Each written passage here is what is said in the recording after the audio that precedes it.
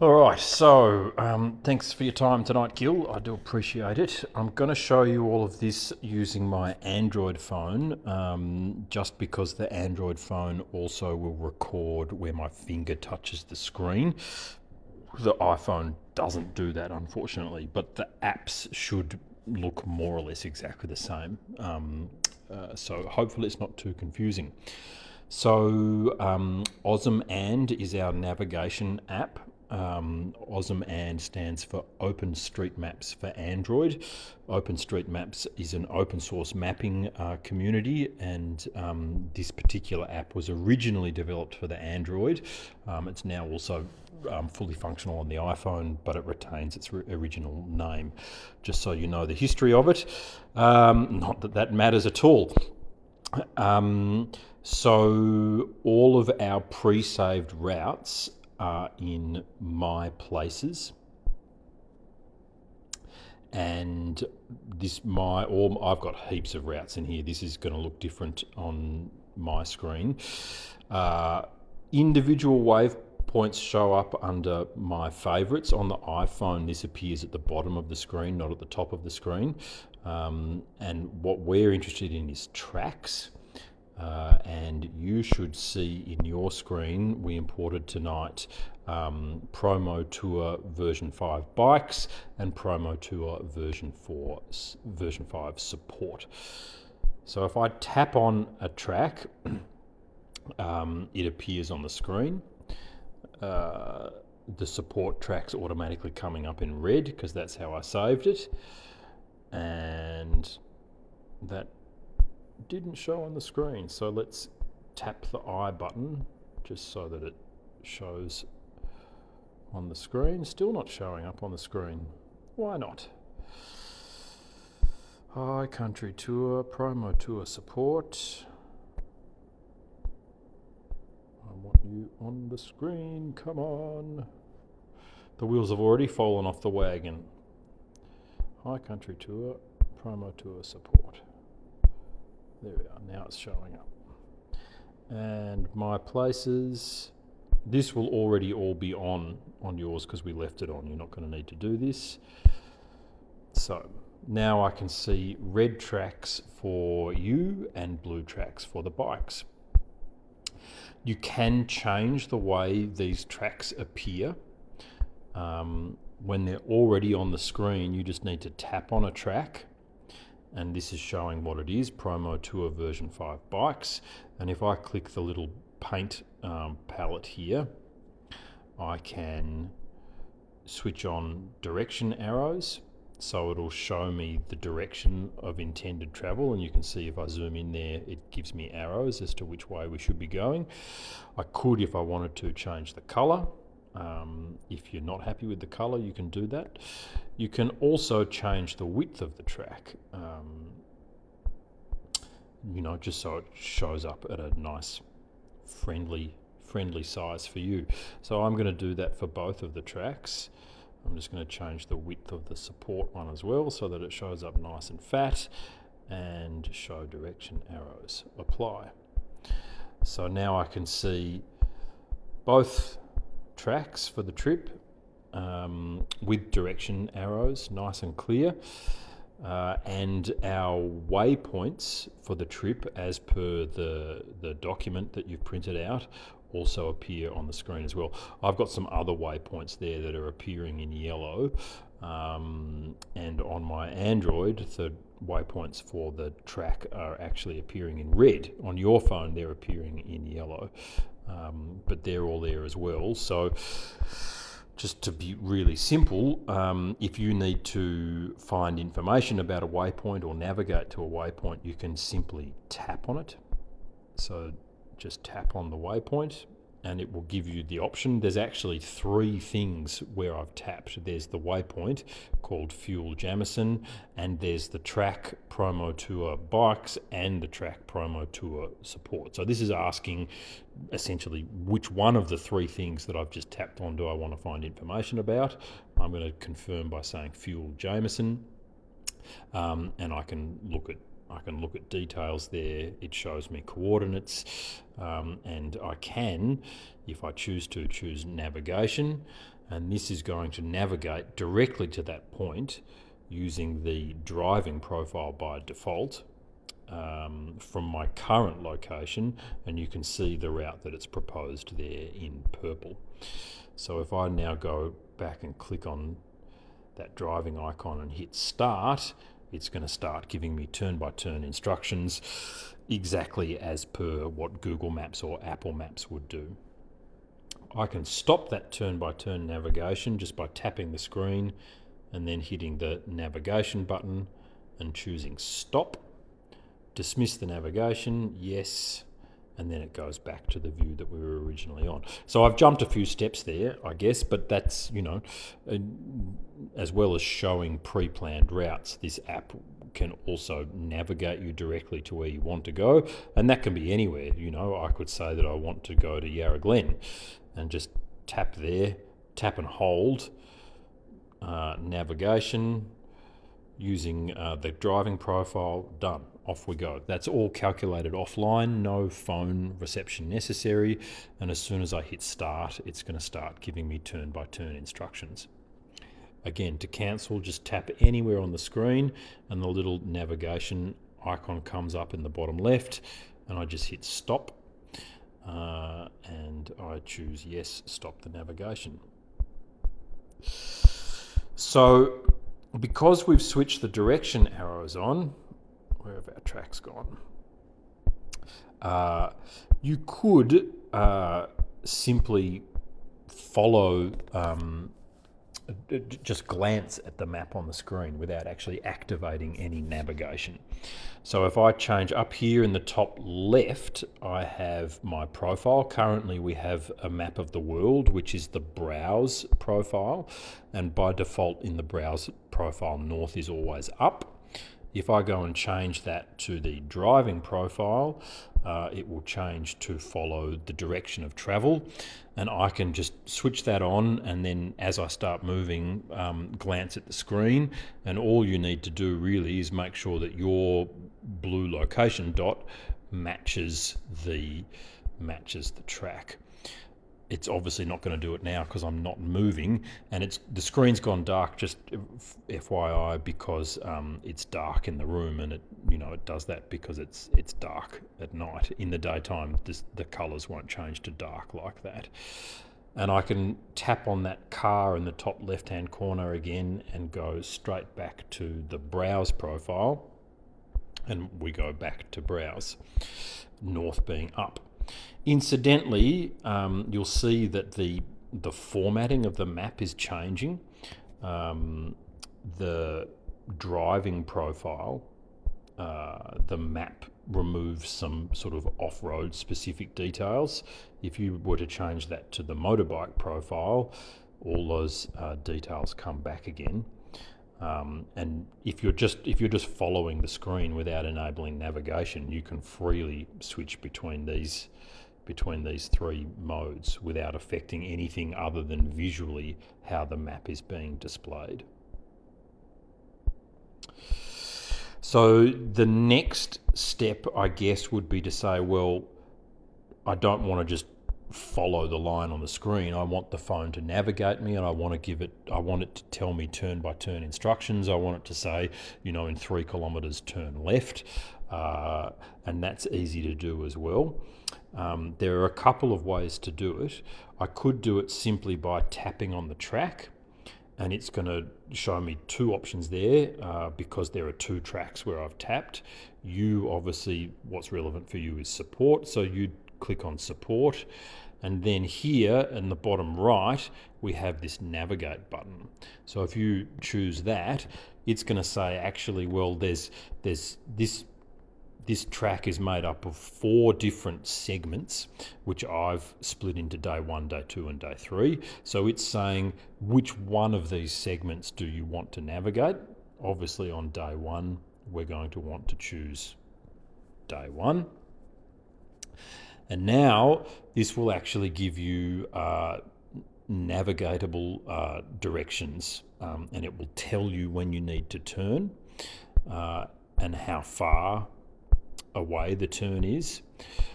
By default, tracks, I don't know how much you know about GPX data, but tracks are not navigable in the traditional sense of the word. If you want to nerd out, search for what the difference is between a route and a track. Tracks essentially are just a series of breadcrumbs which are not smart to roads and trails and rail crossings and traffic lights and those things. But the app does allow you to I just need to find the spot. This is where on the iPhone it does look slightly different. But if I choose settings here and then choose follow track, it's going to give me the option to attach the track to the road. And what this will do is analyze the track, the series of breadcrumbs, and say, how do these breadcrumbs relate to the actual roads that I have information about? And then it will turn the track into a route, essentially, which will then give you specific turn-by-turn information. So I'm going to choose continue. And it's going to ask then which profile we want it to give the information for. For the tracks that I've prepared, this is not necessarily relevant, but for you, I suggest just leaving it on the driving profile. And it's going to do a little bit of number crunching, and then it's going to prepare everything for proper turn-by-turn navigation. And that's all you've got to do. If you start moving, it will zoom into where you are, and then it will say, turn left at such and such a road in 3 kilometres, which is absolutely handy. Again, as before, to stop the navigation, just tap on the navigation button down here and hit stop, and confirm that you want to stop the navigation. Another way to navigate on the track would be to straight away just go and hit the navigation button down the bottom here. And then by default, it's going to ask you where you want to go from and to. If you scroll down, because we've got tracks on our screen, we can see here displayed tracks. And if I choose support, it then takes us back to where we were. So I can now choose support day 1.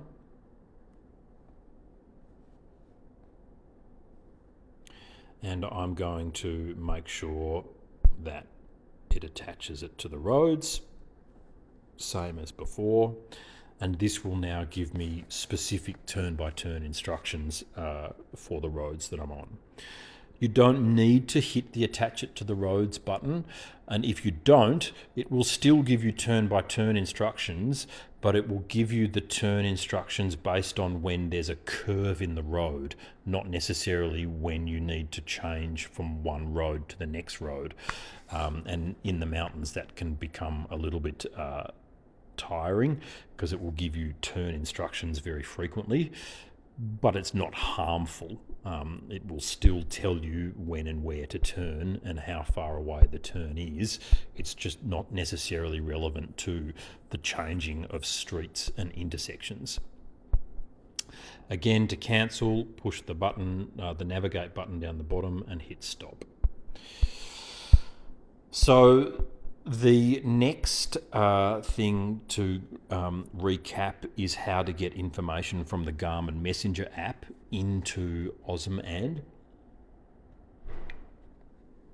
And the simplest way to do that is by copying and pasting coordinates. So if we go to the Messenger app, I'm going to show you a previous conversation that I had with Drew. We can see here that each message here has a little location pin, and that location pin reflects the location from where the message was sent. So if I go and click on one of these pins,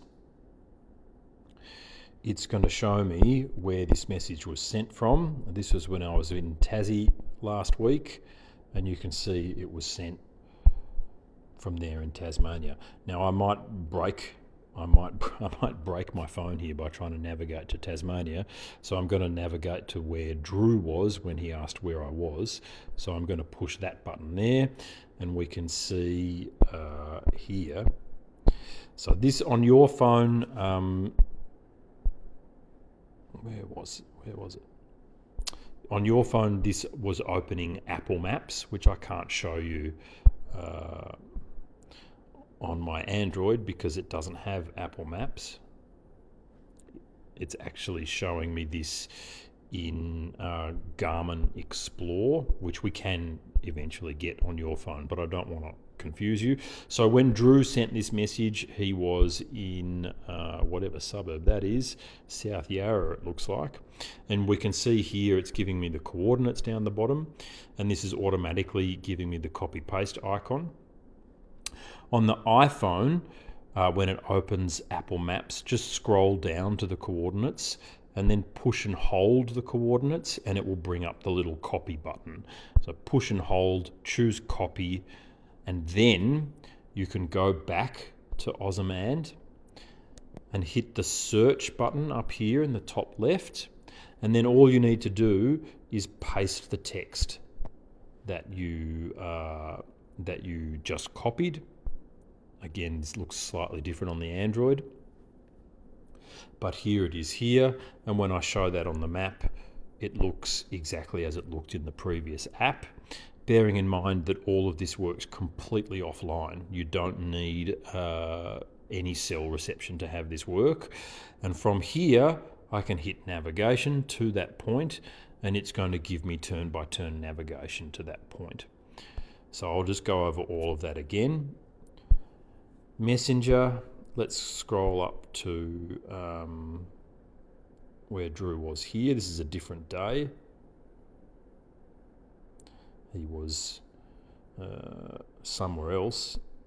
On the iPhone, scroll down to the coordinates and push and hold the coordinates, and it will ask you to copy them. On the Android, I'm just going to push that button there.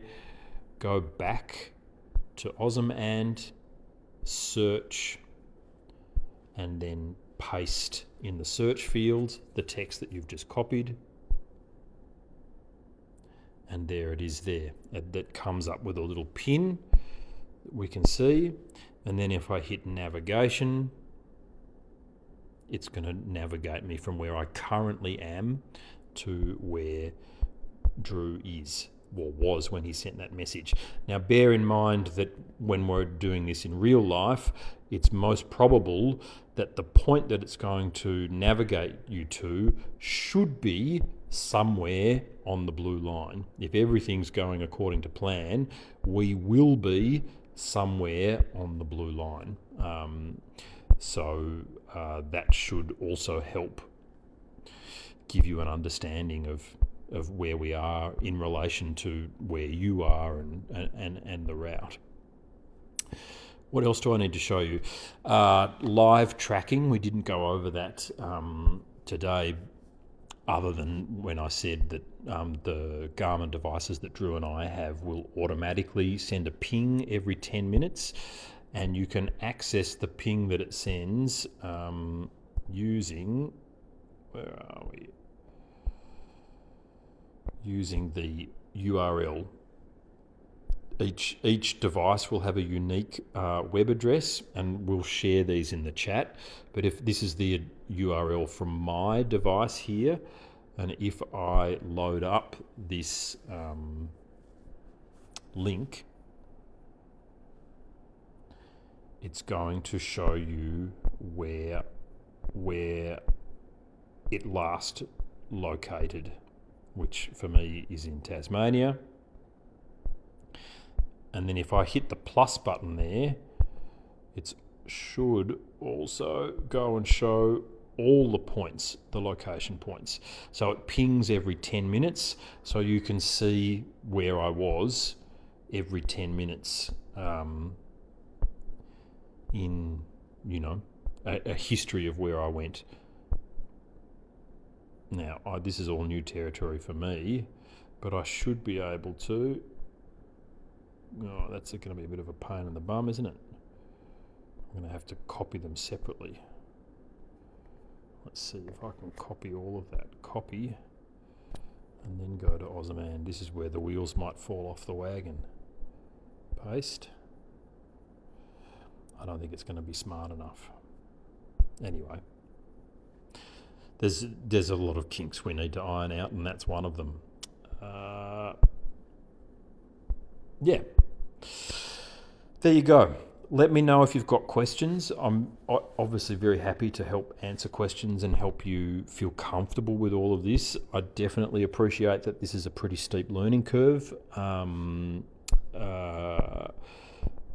Once you wrap your head around this, it is quite intuitive and helpful to use, but there is no doubt a hurdle to get over to become comfortable with it, and it's just going to take time. And hopefully we have plenty of opportunities to get comfortable with it. But as I said, Gil, let me know if you've got questions. I'm very happy to answer them. Just give me a shout.